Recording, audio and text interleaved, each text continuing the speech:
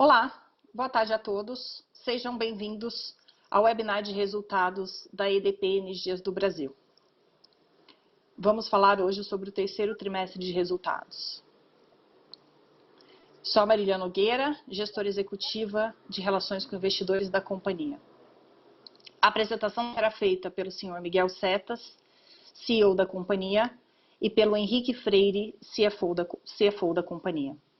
Esse webcast será transmitido pelo site de RI e depois estará disponível também na mesma plataforma. Ao final da apresentação, teremos uma sessão de perguntas e respostas que será transmitida pelos... Desculpa. Que será respondida tanto pelo Miguel, Henrique e por outros executivos aqui presentes. Antes de dar início, gostaria de esclarecer que eventuais declarações que possam ser feitas durante o evento, relativas a perspectivas e projeções da companhia, são premissas ou crenças da diretoria, bem como informações que já estão disponíveis. Desta forma, passo a palavra ao Miguel para início da apresentação. Boa tarde a todos. Queria agradecer a vossa presença nesta conferência de resultados do terceiro trimestre de 2020. Dizer-vos que estou aqui hoje acompanhado pelo nosso CFO, Henrique Freire, pelo nosso vice-presidente de redes, João Brito Martins, e por outros diretores da empresa, com o objetivo de vos dar uma visão sobre como é que correu o terceiro trimestre de 2020 e de vos falar genericamente sobre as nossas expectativas para este ano em que estamos. Como todos sabemos, este é um trimestre que é o início de uma retomada no contexto da pandemia da Covid-19, e eu, dizendo isso, faço votos para que todos estejam com boa saúde, mas efetivamente nós sentimos neste trimestre já os efeitos dessa recuperação. É um trimestre, diria, do ponto de vista de resultados sólido, do ponto de vista de resultados, diria, robusto, com sinais, como mencionei, claros, já de uma retomada. Vamos pôr a apresentação na tela para vos dar uma visão bastante rápida do contexto e depois entraremos no detalhe dos resultados. Por favor, passamos já para o segundo, passamos aqui esta agenda. Dizer-vos que nós adotámos, no próximo slide, por favor, que nós adotámos uma estratégia baseada em três fases, em três R's. Nós temos designado pelo R1, R2, R3, que são, respectivamente, reação, no início desta pandemia, recuperação, passados 2 meses do início da pandemia, e agora já na fase que nós chamamos de reformulação. Reação no momento em que a companhia definiu todas as suas ações para proteger as pessoas, para proteger a companhia do ponto de vista da sua operação, do seu caixa, da sua situação financeira. E esse momento foi um momento muito crítico em que nós adotámos, como vocês sabem, medidas muito tempestivas, muito assertivas, que permitiram à EDP estar, quando a pandemia assolou o Brasil, estar numa condição já bastante segura, bastante protegida. Desse momento inicial, alguns destaques que julgo que se recordam. Foi o momento em que nós reforçámos a liquidez da companhia em 3,1 bilhões de reais, não só em redução de custos, em redução de capex, em redução de dividendos, em cancelamento de projetos de M&A, mas também com a emissão de 1,7 bilhão ou bilhões de reais de recursos adicionais, de credit facilities adicionais. E, portanto, num total de 3,1, que dobrou a liquidez da companhia nesse período. Na fase 2, na fase de recuperação, definimos aquilo que nós chamamos internamente um plano de recuperação de resultados, o PRR, e esse plano tem mais de 50 iniciativas, tem 57 iniciativas, que está sendo monitorado semanalmente por todos os responsáveis por cada uma dessas iniciativas, e é um plano que já tem resultados muito efetivos. Aliás, os senhores nos relatórios de sell-side já fizeram notar isso do ponto de vista de manageable costs, portanto, os custos controlados pela companhia tiveram este trimestre uma evolução muito positiva, em termos recorrentes, com uma queda de 7% face ao ano anterior, e isso é, obviamente, resultado deste plano de recuperação de resultados, do qual a componente de redução de custos é uma das componentes principais. Vocês veem neste slide aqui que nós estimamos até agora ter capturado quase 200 milhões de reais em valor, 177 milhões é o valor que está aí, mas devo dizer que, enfim, no decurso de algumas semanas transcorridas do quarto trimestre, já estamos acima dos 200 milhões de reais capturados neste PRR. E isso, basicamente, com o objetivo de anularmos a diferença que há para a nossa expectativa inicial de resultados e aquela que decorria do impacto da pandemia. Portanto, estamos a fechar esse gap e vamos chegar ao final do ano muito próximos do nosso ponto de vista com aquilo que eram as nossas expectativas iniciais do ano.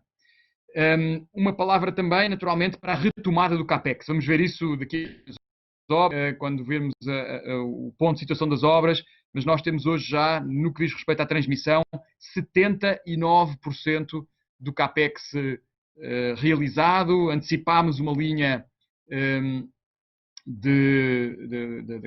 das 6 linhas de transmissão, antecipámos a entrega de uma linha por 12 meses, do lote 11 no Maranhão, e, portanto, este terceiro trimestre foi o trimestre de recuperar as obras, de retomar as obras e de voltar outra vez para o ritmo que nós tínhamos antes da pré-pandemia, para garantir que temos uma execução tempestiva dos nossos compromissos de investimento. Do lado do R3, da reformulação, é a perspectiva de futuro que a companhia está vendo, desde o crescimento, que é o primeiro tópico daquela lista, até ao modelo dos novos modelos de trabalho, implicações até na sede da companhia. Estamos mudando a nossa sede e, portanto, há todo um reprogramar da companhia em função daquilo que foram os aprendizados desta pandemia e perspectivando um futuro saindo desta situação da pandemia com condições de maior competitividade para os anos que se avizinham. Passamos para o próximo slide, só para vos dar conta daquilo que são os destaques do trimestre. E passamos isso. E, portanto, do lado da geração e da comercialização, seguimos a nossa estratégia de gestão de risco integrada entre a comercializadora e a geradora, e portanto, os resultados de cobertura de risco hidrológico são positivos. Nós temos, face àquilo que era a margem contratual, nós temos uma diferença no trimestre muito pequena, de um dígito baixo, e, portanto, uma cobertura quase integral do risco hidrológico, resultados positivos nesse sentido. P100 continua com taxas de disponibilidade acima dos níveis regulatórios e com uma margem gerada também positiva. E agora, nestas últimas semanas, novamente despachado. P100 tinha estado durante algum tempo menos despachada. A usina, como vocês sabem, fruto das condições neste momento de mercado, esta usina termoelétrica de P100 está de volta ao seu despacho.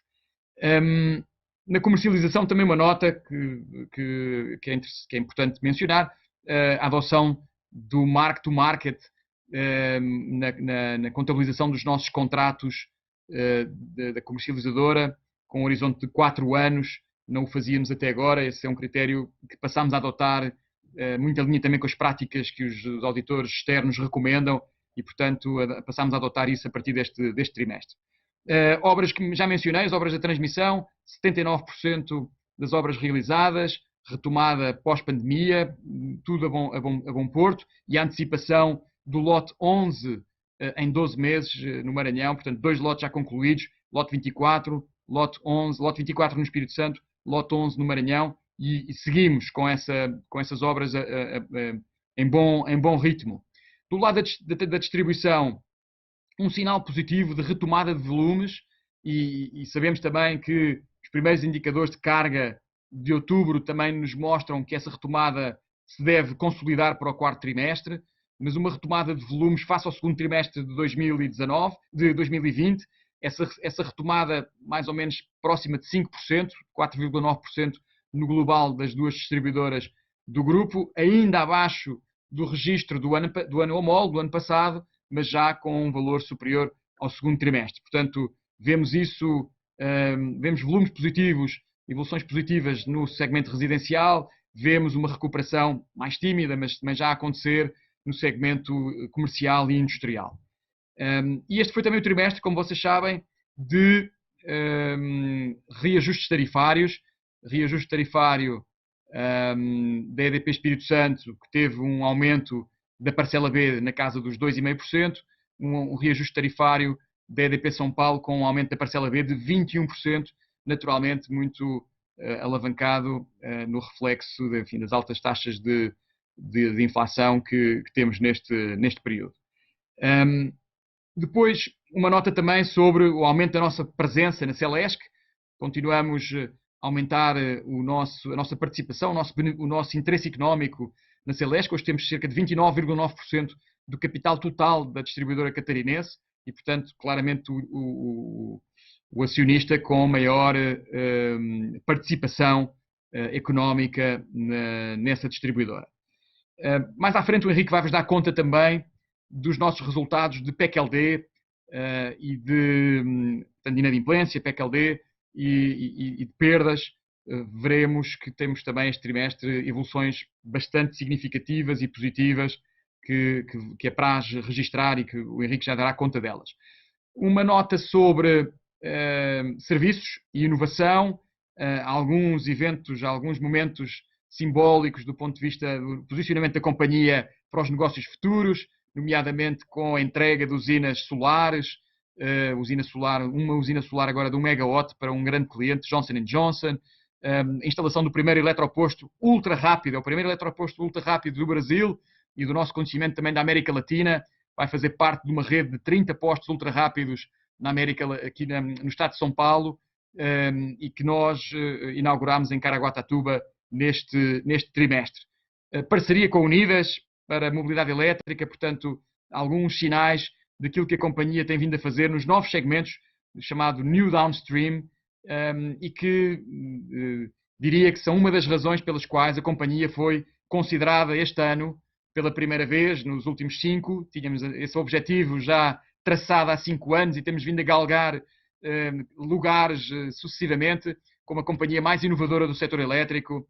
Começámos em 7º lugar, 5º, 3º, 2º, e este ano chegámos a 1º lugar desse ranking de inovação pelo jornal Valor Económico. Finalmente, uma palavra sobre a situação financeira da companhia, um net debt EBITDA de 2 vezes, portanto, no nosso limite, aquele limite mínimo que nós tínhamos comunicado no trimestre anterior como o limite objetivo, o limite mínimo da nossa política de alavancagem, da nossa estrutura de capital, estamos nesse limite mínimo e estamos a executar, como os senhores sabem, o plano de recompra de ações que tinha sido anunciado também nessa altura da política de dividendos, da nova política de dividendos. Portanto, enfim, estamos a dar sequência àquilo que foi anunciado nessa altura. Dito isto, e para não tomar mais tempo, passo a palavra já ao Henrique Freire para que possamos entrar no detalhe dos resultados deste terceiro trimestre. Voltarei no fim. Obrigado. Olá, boa tarde a todos. Pedi então para passarmos ao próximo slide para falarmos aqui um pouco dos nossos resultados do trimestre. E começando por falar aqui da EBITDA e aqui a visão de EBITDA, primeiro EBITDA contábil, EBITDA ajustado, só clarificar que nós fazemos uma correção para EBITDA ajustado, preferimos falar de EBITDA ajustado porque corrigimos aqui as questões da VNR na distribuição e que o ano passado teve um registro de um delta de 230 milhões porque o ano passado tivemos o registro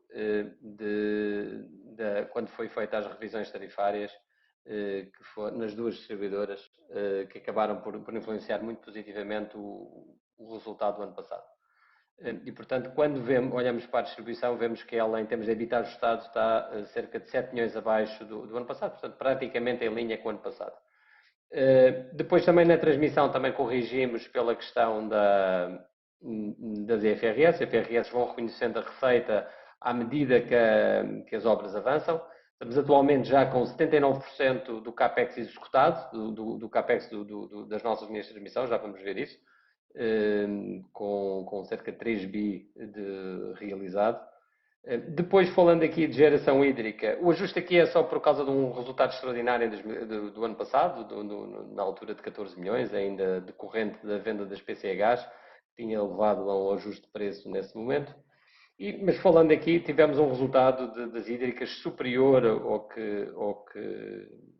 que era esperado, ao que foi o ano passado, era exatamente o que seria esperado, muito por conta até do cenário energético e a nossa estratégia de sazonalização, que naturalmente nos iria beneficiar nesta conjugação de fatores, nos iria beneficiar, tanto o hedging, cenário energético e sazonalização, nos iria beneficiar nestes resultados deste trimestre. P100 tem um resultado melhor, por um lado a atualização da receita, também com bom controle de custos, um bom ajuste de custos também a beneficiar, enfim, a comercializadora abaixo do que seria o nosso esperado, mas ainda assim superior ao valor visto ano passado. De notar que estes custos de EBITDA, um dos fatores fundamentais, como o Miguel já referiu, foi um rigoroso controle de custos. Nós temos uma queda de custos no trimestre de quase 7% em relação ao ano passado, e, portanto, isso é muito relevante. Conforme o ângulo que vejam, se virem, considerando só o que é recorrente, ou o total, é cerca de 7%, um é 6,7% ou até 7,2%. Portanto, houve aqui um rigoroso controle de custos neste período, como não poderia deixar de ser e como nós temos anunciado de forma muito clara. Passando ao slide seguinte, aqui falando agora um pouco da distribuição. Temos aqui na distribuição uma evolução de, tanto como referi, de 3%. Interessa falar primeiro de mercado. O mercado, evidentemente, temos um mercado em contração, como já foi referido, mas é importante olharmos em perspectiva versus o segundo trimestre. E vemos aqui sim uma recuperação. Vemos uma recuperação, ainda não a recuperação esperada. Esperemos que no último trimestre essa recuperação seja um bocadinho mais extensa. E, portanto, vemos aqui em São Paulo uma subida de 6% e no Espírito Santo, apesar da saída tanto de clientes de alta tensão, temos aqui 2,2% de crescimento. De notar que o residencial tem uma ligeira queda, o residencial é aquele que acomoda uma maior margem, e temos, mas mais compensado pelo industrial e comercial e ainda ao rural, portanto, todos os segmentos a subirem de forma muito, muito significativa. De notar aqui que na nossa a margem acaba por ser, enfim, prejudicada pela questão das perdas. Portanto, nós perdemos em perdas, em percentagem há uma degradação, já falamos um pouco, portanto, cerca de 17 milhões de contributo para a margem em termos das perdas. Mas só de referir que o mercado, apesar de ter caído, ele ainda assim tem um contributo ligeiramente positivo, porque há uma subida no segmento residencial, que é aquele que agrega maior margem. Falando de perdas, as perdas efetivamente têm uma piora em termos absolutos. Ficámos com 13,02 no Espírito Santo e 8,62 em São Paulo, e isso reflete uma perda em termos de percentagem, mas é preciso ter aqui atenção que a queda de mercado não beneficia a avaliação por percentagem, e quando vemos em valor absoluto de perdas, vemos que as duas, basicamente somadas, são praticamente iguais à perda do ano passado. Portanto, há uma ligeira degradação em São Paulo e uma ligeira recuperação no Espírito Santo. De notar que quando cai o mercado em percentagem, porque o defraudador cai menos, por um lado, mas também, por outro lado, caíram segmentos de média tensão, portanto, de menor consumo do que aqueles de menor consumo, de menor perda do que aquele que o residencial subindo aumenta a perda técnica, e também há tendência para que a perda não técnica também aumente. E a indústria caindo, a perda não técnica não é tão impactada, são muitas vezes clientes de média tensão com baixa perda.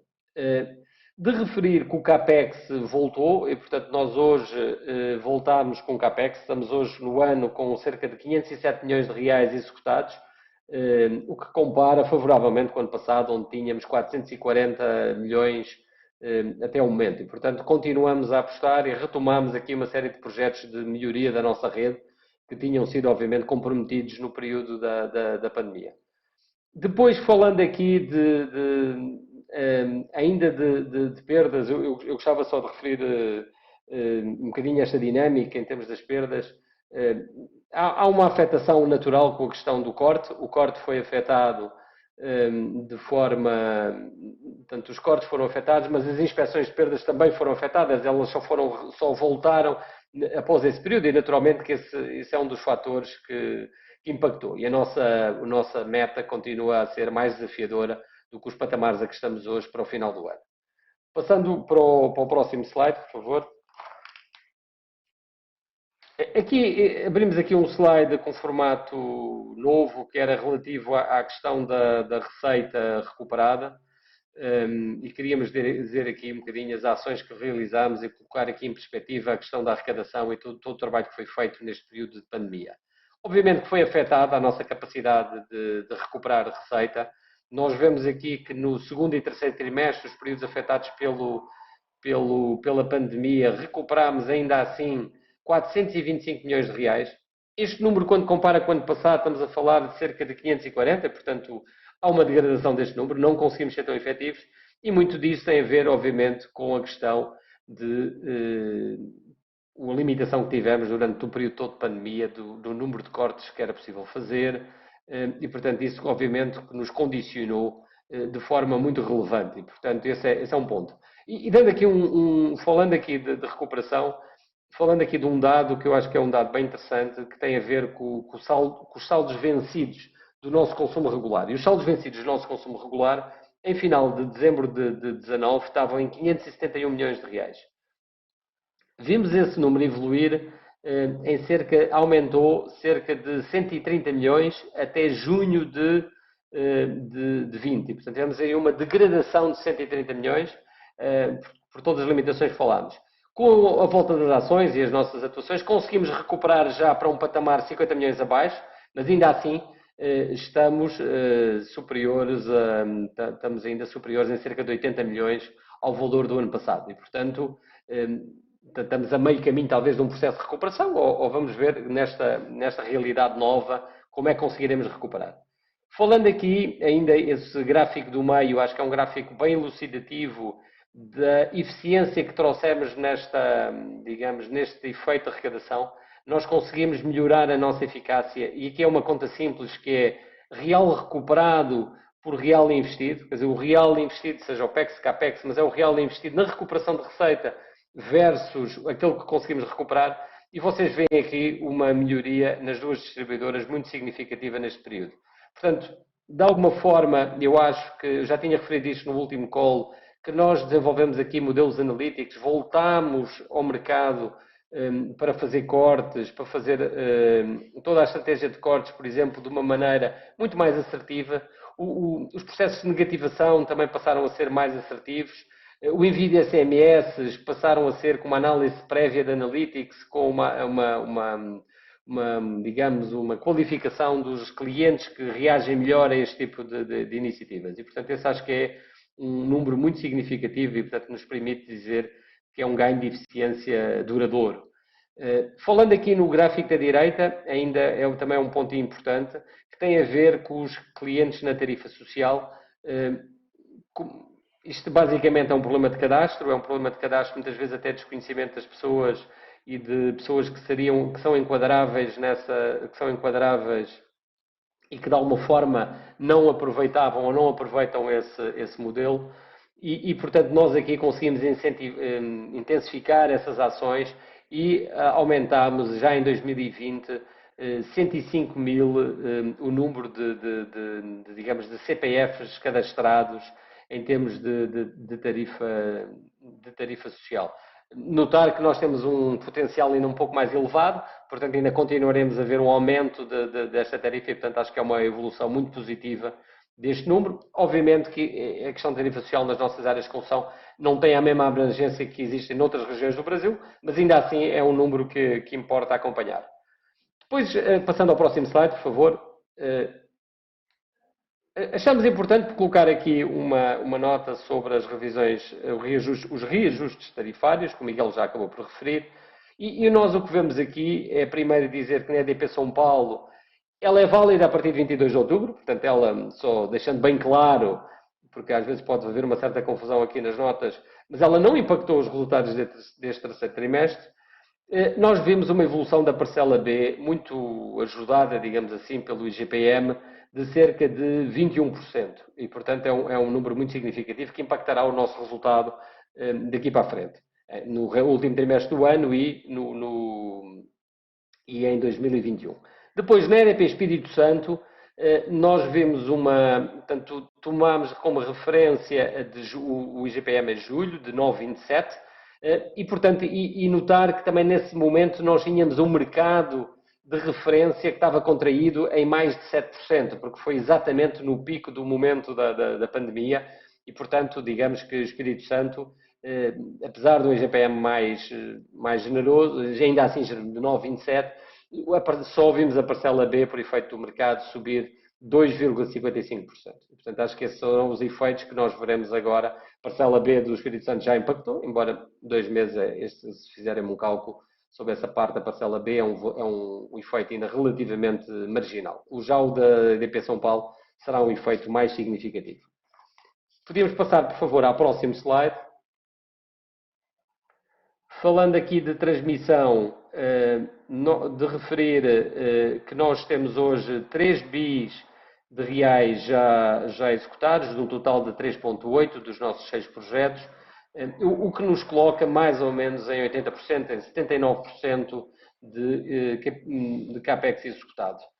Nós esperamos chegar a final do ano entre 85 e 90, nesse momento que estamos.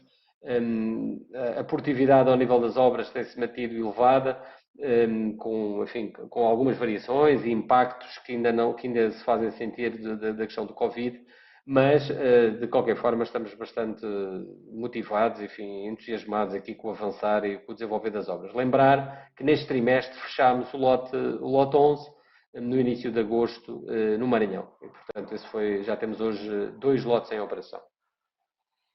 Falando aqui de gestão hídrica e comercialização, no próximo slide. Portanto, estamos agora no slide 11.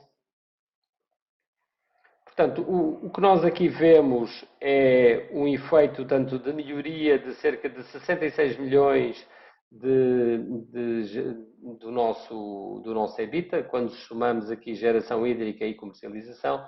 E quando vemos ali a composição da margem bruta, vemos, é uma conta agregada do ano, e vemos que temos, versus o que seria a energia contratada, temos ali um ajuste de 34 milhões, e portanto estamos 5%. Portanto, os nossos mitigadores e toda a nossa estratégia de mitigação, digamos até agora, portanto, tem um impacto de menos 5, mas isso, do risco hidrológico, portanto não há uma mitigação perfeita, mas ainda assim uma mitigação significativa. Quando comparamos com o ano passado, vemos que o ano passado tínhamos um PLD superior a 200 reais por megawatt-hora e um GSF de cerca de 52%. Este ano um GSF de 66% e um PLD 91%.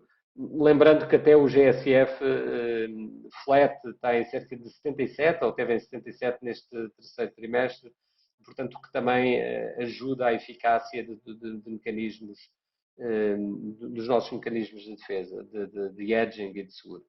Portanto, aqui, este ponto é bem crítico em termos do hedge. Nós temos tido uma política de hedge muito, acho que assertiva, e nós reiteramos que a visão deve ser vista sempre numa lógica anual, porque as nossas estratégias seguem metodologias anual. Este é um ano relativamente muito atípico, obviamente, houve uma variação das condições de mercado muito, muito rápida à conta da pandemia, e agora na fase final do ano estamos a encarar uma volta de um PLD alto e um GSF mais baixo, até pelo regime hidrológico que veio afetar. Vocês veem ali a nossa sazonalização, com a qual nós já tínhamos partilhado no último trimestre. Continuamos a ter mais energia alocada neste segundo semestre e, portanto, isso afetará também, acreditamos, positivamente os resultados tanto deste trimestre como do próximo trimestre.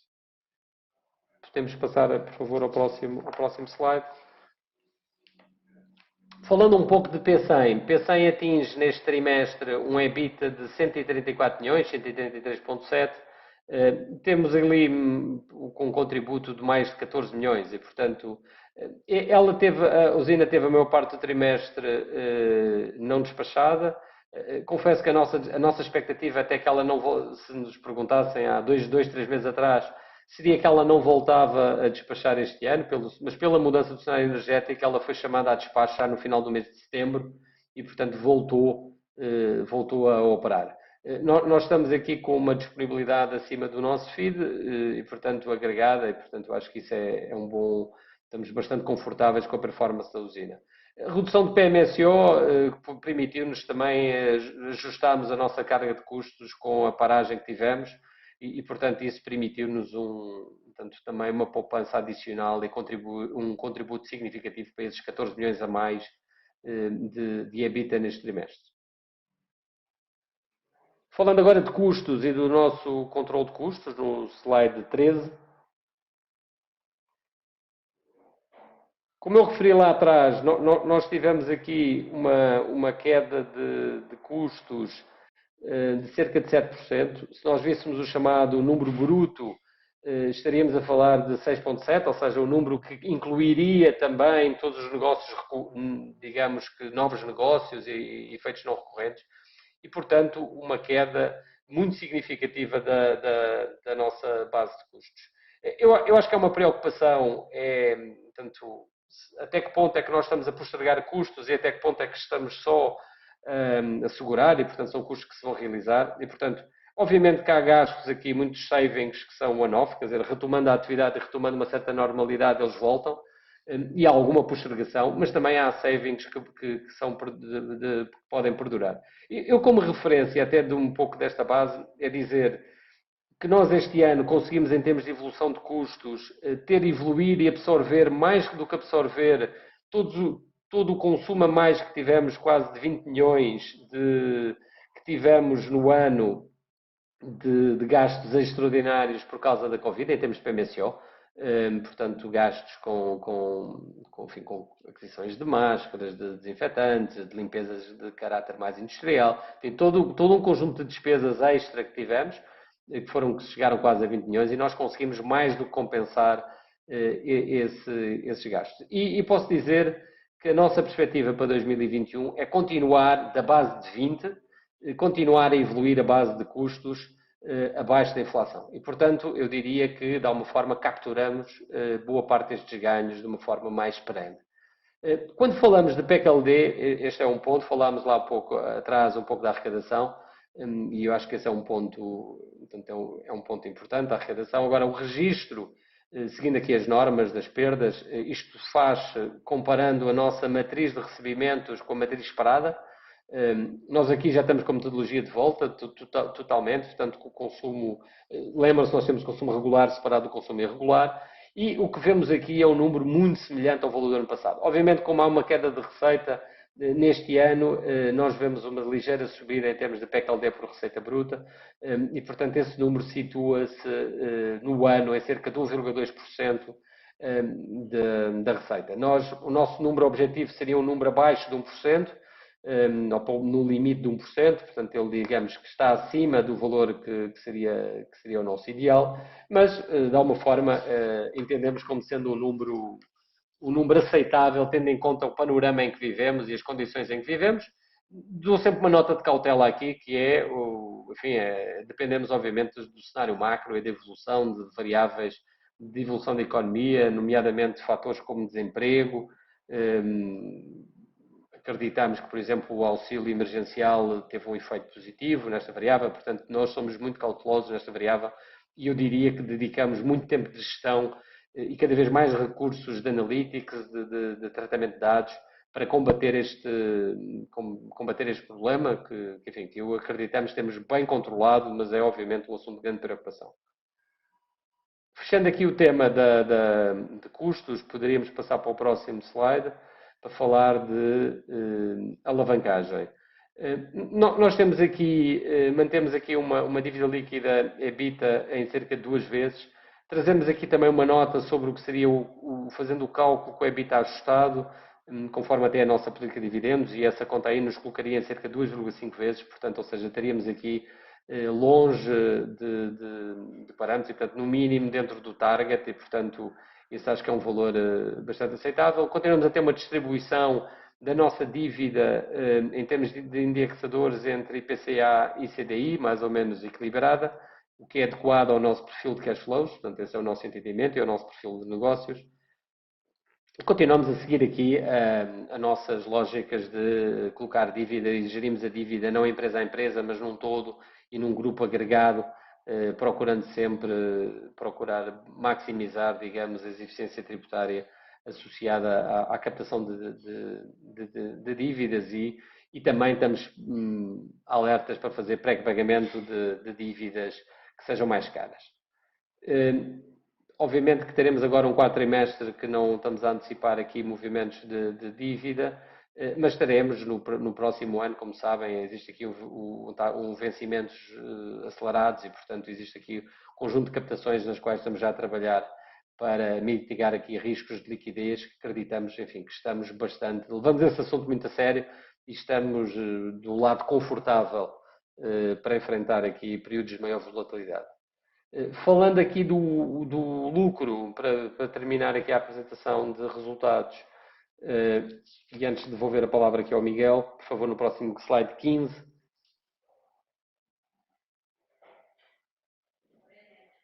Portanto, nós fechamos aqui, em termos de lucro líquido ajustado, 38 milhões acima do ano passado.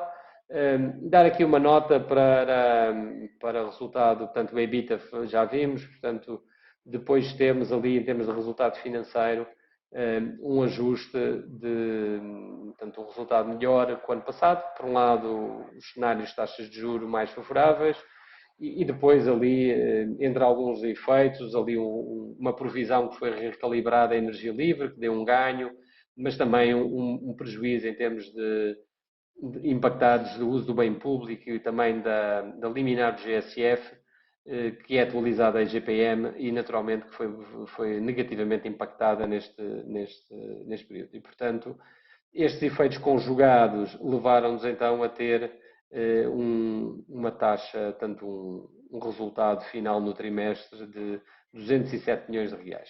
Eu aqui terminava então a apresentação de resultados e devolvia aqui a palavra ao Miguel. Obrigado.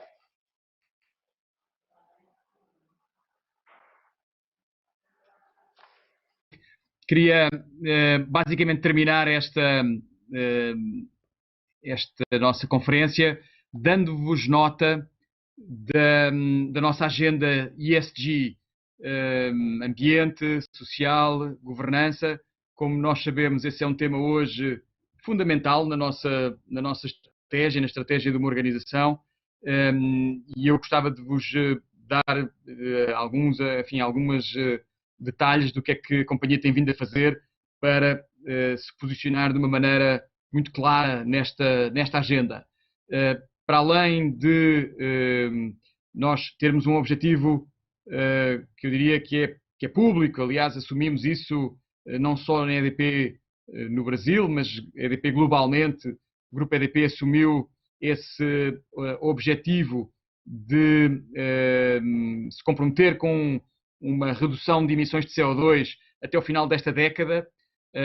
Esse compromisso hoje faz parte desses compromissos internacionais e que dos quais somos signatários hoje, também aqui no Brasil, com as Nações Unidas, nomeadamente o chamado 1,5 grau Business Ambition e agora, mais recentemente, o chamado Recover Better. São dois compromissos que a companhia assinou este ano com as Nações Unidas e, portanto, que nos posicionam na linha da frente das empresas que mundialmente estão comprometidas com a redução de emissões de CO2 nos próximos anos. Temos um horizonte temporal, essa redução de emissões de CO2 tem que ser feita de acordo com os Science-Based Targets, portanto, objetivos estabelecidos e pactuados, validados pela ciência, e é nesse sentido que a EDP é signatária e, portanto, em relação àquilo que é a sua principal fonte de emissões de CO2, que é hoje a usina termoelétrica de Pecém, há um calendário já, enfim, compatível com este compromisso internacional de suster essas emissões a partir do final desta década. Portanto, eu diria que esses são dois importantes compromissos que assumimos este ano. Um compromisso mais recente com o CBEDS, que é o compromisso empresarial brasileiro pela biodiversidade. Portanto, também uma dimensão muito clara da componente ambiental e com a qual a companhia está profundamente comprometida. Na dimensão social, eu gostava de fazer uma alusão àquilo que é o nosso plano, o nosso programa de inclusão e diversidade. Nós criámos um comitê que assessora o Conselho de Administração do Grupo EDP Brasil, como vocês sabem, tinha 4 comitês, passou a ter um 5º comitê, que é um comitê de inclusão e diversidade, e esse comitê aprovou ontem o Conselho de Administração da EDP, por proposta deste comitê, aprovou um conjunto de metas, objetivos para o nosso programa de inclusão e diversidade para os próximos anos. Eu faço aqui alusão apenas a alguns, não vamos ter tempo de entrar no detalhe, nomeadamente a presença de mulheres na liderança, que hoje é abaixo dos 20% e que nós estabelecemos a meta de 20% neste horizonte de 2022, não é? Portanto, estamos a falar até 2022. Estabelecemos a meta de 20% como objetivo e 30% no quadro geral. Hoje é abaixo de 30%. Hoje o número a percentagem de mulheres nos nossos quadros é inferior a 30%. E, portanto, temos uma meta de posicionar nos próximos 2 anos com esse mínimo de 30%. Também nas contratações, um compromisso de fazer 50% de contratações com aquilo que são as dimensões da diversidade, com aquilo que são as dimensões dos grupos sociais subrepresentados na nossa atividade e, portanto, um mínimo de 50% desses segmentos, dessas dimensões sociais onde a companhia tem hoje uma subrepresentação. E depois um compromisso também de investimento em programas de diversidade, investimento em programas de capacitação, nomeadamente programas de letramento racial, que nós entendemos, para as lideranças, que nós entendemos que são fundamentais para que toda a companhia, em particular os líderes da companhia, estejam devidamente capacitados para poder lidar, para poder ser muito assertivos, muito proativos na adoção destes compromissos, na adoção destes programas, deste programa de diversidade e inclusão, com o devido conhecimento, com conhecimento de causa, com o know-how que é necessário para poder atuar de uma forma responsável. Do lado da governança, não gostaria de repetir aquilo que tem vindo a ser o nosso discurso, de todas as práticas de governança que o Grupo EDP adota na sua estrutura no Brasil, mas também globalmente no mundo inteiro. Como sabem, é uma das companhias hoje considerada com padrões de governança nos níveis mais elevados de exigência, mas aqui, nomeadamente ao que se passa na nossa realidade, gostava de destacar 2 coisas. Uma que é esta alteração da política de dividendos e também da nossa estrutura de capital, tomada de decisão no Brasil e a sua implementação, a execução do programa de recompra de ações conforme foi proposto e conforme foi aprovado pelo Conselho de Administração aqui no Brasil. E finalmente também uma palavra sobre a nossa estratégia de gestão de risco, a nossa governança de gestão de risco, que nós consideramos que neste momento da pandemia foi possivelmente um dos elementos mais fortes da forma como a companhia se posicionou frente à Covid-19. Temos uma diretoria hoje integral de gestão de risco, com uma visão integral de todos os riscos da companhia, desde a cibersegurança aos riscos de segurança no trabalho, aos riscos de segurança, biossegurança, de segurança sanitária, como são agora neste momento evidenciados pela pandemia.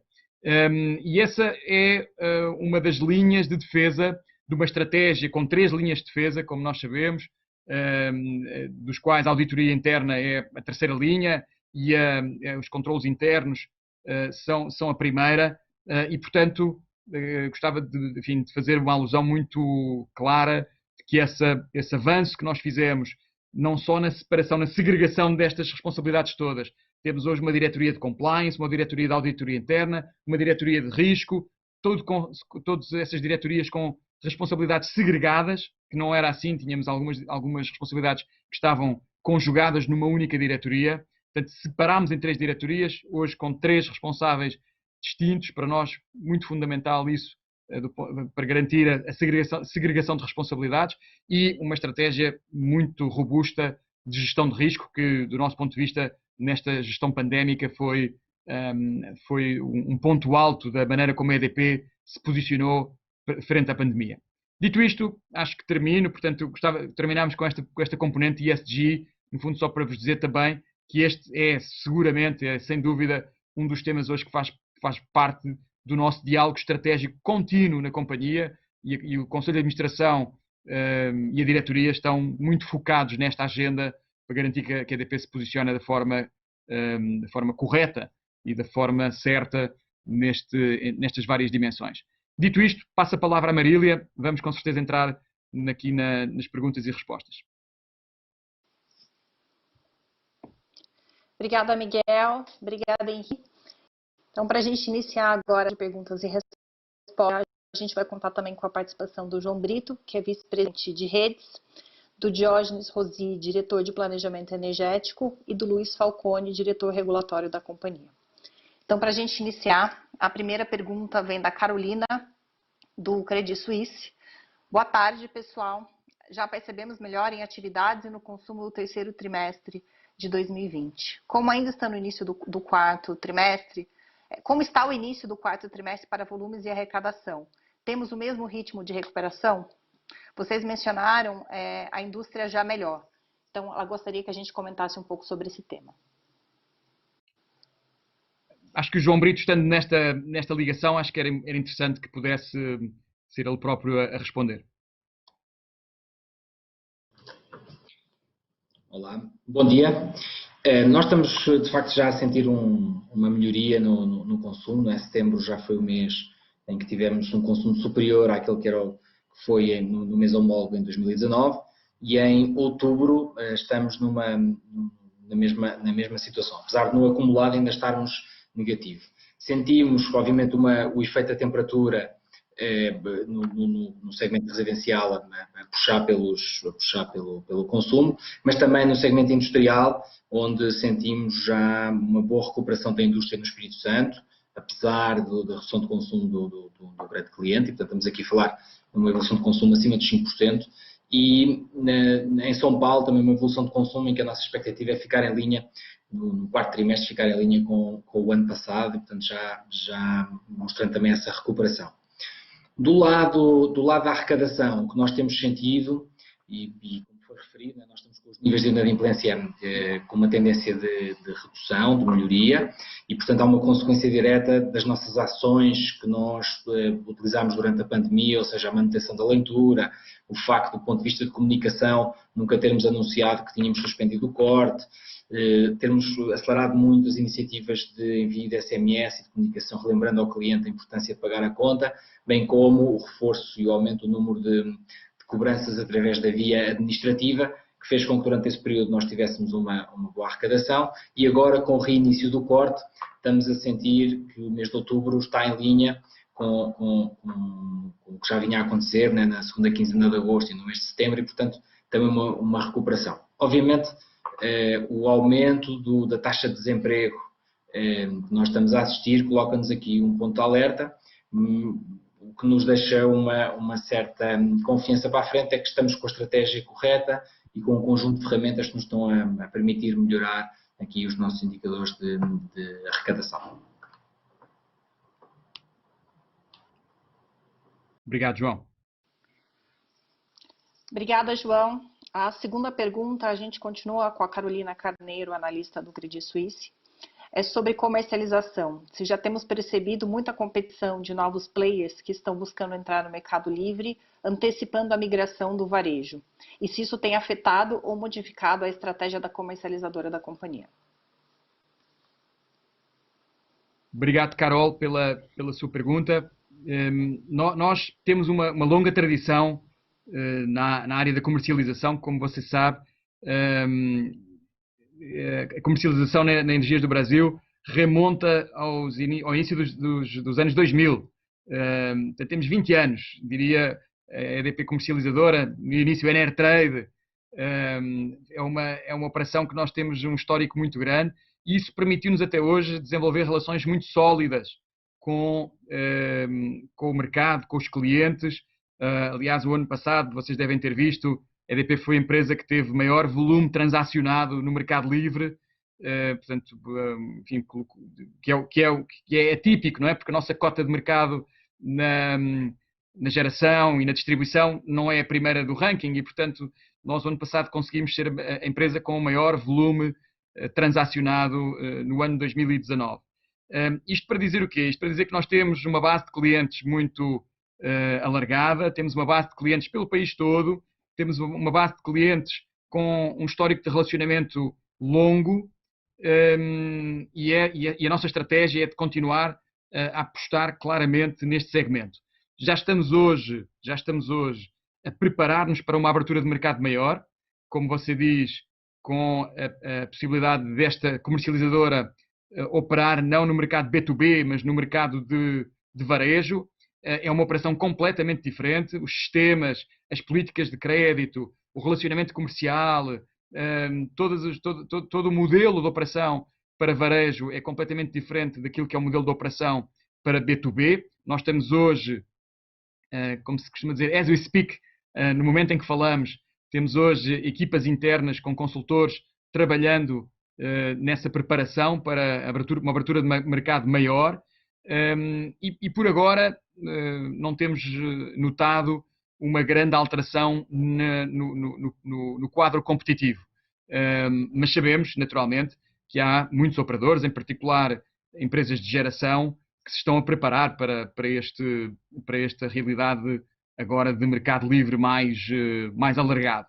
Portanto, veremos como é que evoluímos nos próximos meses, mas, enfim, nós estamos com um foco estratégico muito grande neste segmento e naturalmente que o objetivo do Grupo EDP é permanecer no ranking superior, no topo do ranking deste mercado. Obrigada, Miguel. A próxima pergunta vem da Joyce, que é uma investidora pessoa física. Quais as perspectivas para o próximo semestre? Vemos uma recuperação da economia frente ao Covid. Porém, existe a possibilidade de uma segunda onda, como vem acontecendo na Europa. Como vocês analisam essa possibilidade? Obrigado, Joyce, pela pergunta. Acho que nenhum de nós tem bola de cristal para prever aquilo que vai ser o avanço desta pandemia. Na Europa, como você mencionou na sua pergunta muito bem, de facto estamos voltando a ter níveis de disseminação da pandemia que são preocupantes. Estamos hoje, os números que estão sendo divulgados hoje são números já maiores do que foi na primeira onda e teme-se, como é óbvio, o colapso novamente dos sistemas de saúde, não é? E, portanto, como vocês viram também hoje o anúncio das entidades financeiras aqui na Europa, são anúncios cautelosos, são anúncios de uma perspectiva de desaceleração económica nos próximos meses, provocados por esta segunda onda.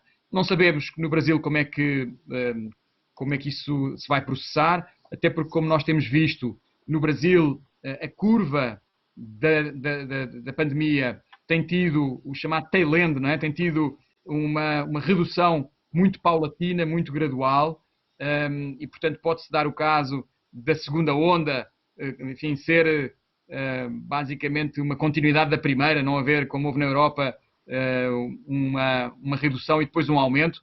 Portanto, estamos monitorando isso diariamente. Hoje, o que nós vemos nos nossos números, nos números do Grupo EDP e também do mercado, é uma clara desaceleração da pandemia no Brasil, mas à semelhança do que se passa na Europa, uma segunda onda diria que é provável. Não sabemos a intensidade, mas diria que é provável, que é isso que nós estamos vendo aqui na Europa.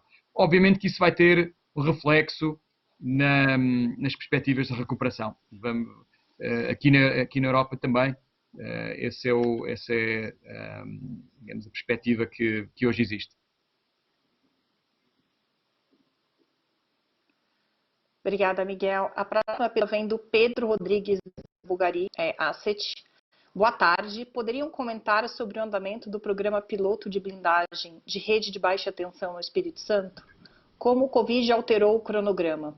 Quando esperam que os resultados dessa estratégia se reflitam nos resultados? João Brito. Ok. Pedro, obrigado pela sua pergunta. Nós o Covid acabou por nos afetar um pouco o cronograma, né? Por duas razões. A primeira, logo no início do ano, com o atraso na entrega de alguns equipamentos que estavam a ser fabricados na China e que por restrições do Covid lá acabou por atrasar a entrega. E depois, por uma segunda razão em que nós tomámos a decisão, para a proteção do caixa, de atrasar um pouco a execução desse investimento para este ano e, portanto, a nossa expectativa é terminar esse projeto no primeiro semestre do próximo ano, com cerca de 6 meses mais tarde do que nós estávamos inicialmente à espera e portanto, esse é o status do projeto. Em relação ao impacto nos nossos resultados, não é? Ele é um projeto piloto, ele engloba pouco mais de 50 mil clientes e, portanto, o impacto no próximo ano já se vai sentir no lado do OPEX, mas ainda marginal, porque são 50 mil clientes em 1,5 milhão. A nossa expectativa é depois, com base nos resultados desse piloto, avaliarmos a sua implantação em outras regiões e aí sim, a um maior número de clientes e com um maior impacto. Mas pronto, para já é isso, estamos cerca de 6 meses atrasados, correndo estas duas situações.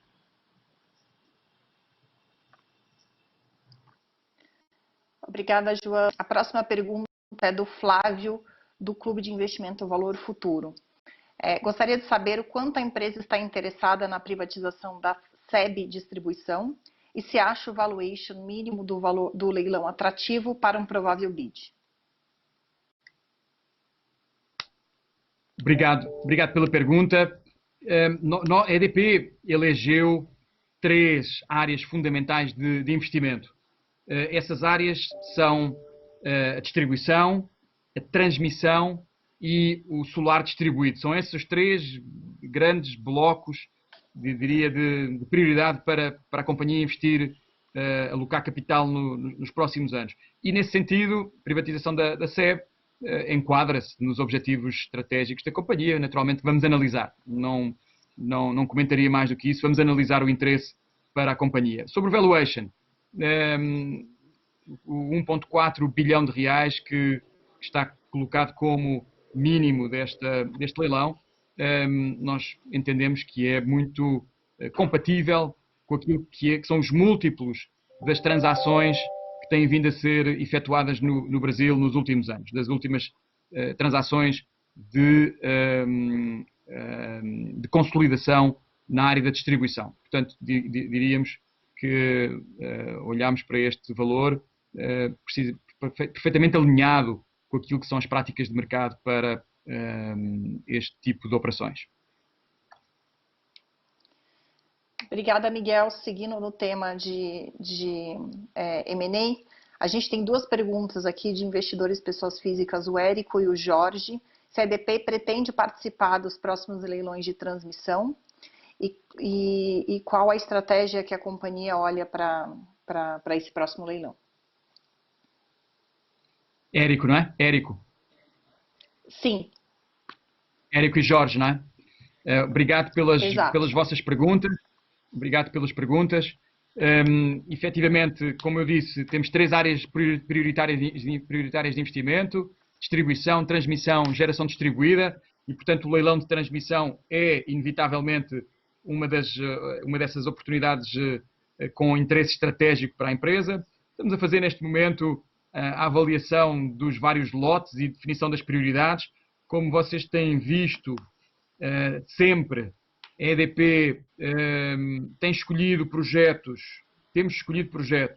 com risco controlado do ponto de vista fundiário, risco controlado do ponto de vista ambiental, risco controlado do ponto de vista regulatório. Portanto, nós fazemos uma seriação, fazemos uma priorização e uma escolha muito rigorosa daquilo que são os nossos targets de investimento.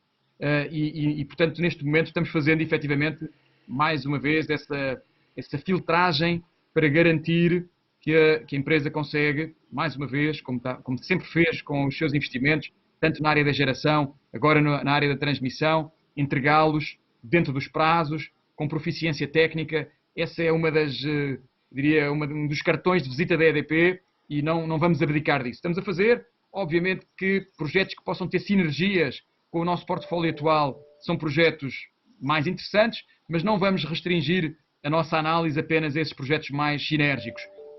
Caso contrário, estaríamos muito limitados na escolha de potenciais projetos. Portanto, vamos olhar para o portfólio de alternativas como um todo e fazer uma análise de risco, como temos vindo a fazer até aqui. E já agora, só complementar, e também com uma perspectiva de rentabilidade sempre muito exigente. Ou seja, nós temos demonstrado ao longo dos últimos anos, e isso levou-nos a perder 3 leilões, porque decidimos não alocar capital nesses leilões, quando as rentabilidades passaram a ficar muito comprimidas. Nós temos um compromisso convosco, com os investidores, com o mercado, de não abdicar de rentabilidade e de manter os nossos critérios mínimos de alocação de capital, a nossa exigência mínima de alocação de capital. Tornámos esses critérios claros, ainda mais claros, na comunicação da nossa política de dividendos e vamos rigorosamente seguir-nos por esses critérios de alocação de capital. Obrigada, Miguel. A última pergunta vem da Luísa, do Banco Safra. Considerando que as distribuidoras da EDP têm uma parte relevante direcionada para o segmento industrial, e o que vemos nos últimos anos, com perspectivas para os próximos, é de uma forte migração para o mercado livre, qual o risco de sobrecontratação das distribuidoras e como a companhia pretende mitigar esse risco no futuro? Muito bom. Vamos passar a palavra ao Diógenes, que está aqui nesta ligação também. Eu gostava que ele participasse. Boa tarde, Luísa. Tudo bem? A gente sempre monitora, né, a migração dos consumidores e toda vez que um consumidor declara para migrar para o Mercado Livre, a gente tem alguns mecanismos para que a gente consiga devolver a energia que a distribuidora tenha contratado em leilões anteriores. Se por acaso a gente não consiga devolver essa energia pelo fato de ter finalizado, por exemplo, a energia existente, mas a distribuidora faz o máximo esforço para reduzir o volume contratado, isso é caracterizado como exposição involuntária, ou seja, não é risco do acionista. Nesse caso, a gente faz um monitoramento e reporta isso junto à ANEEL, mas isso, no caso, fica mitigado pelo fato de a gente ter feito o máximo esforço para reduzir o volume de energia contratado.